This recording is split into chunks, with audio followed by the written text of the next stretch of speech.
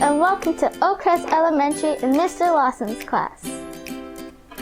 My name is Amaya and these are my classmates.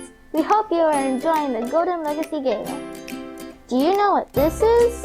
It's a hand lens, or you may know it as a magnifying glass. In the past, we used these at Oakcrest to make observations in science.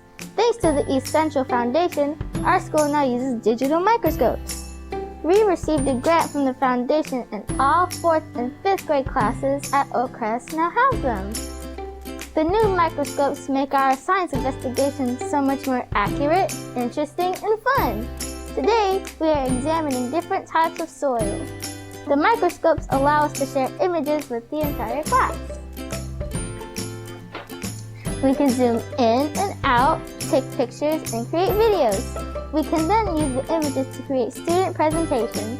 The microscopes are a great addition to our STEM activities here, and we really are excited to have them in our classrooms.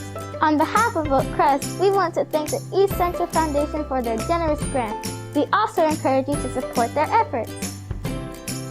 Now I need to get back to work before I get in trouble. Enjoy the rest of the gala.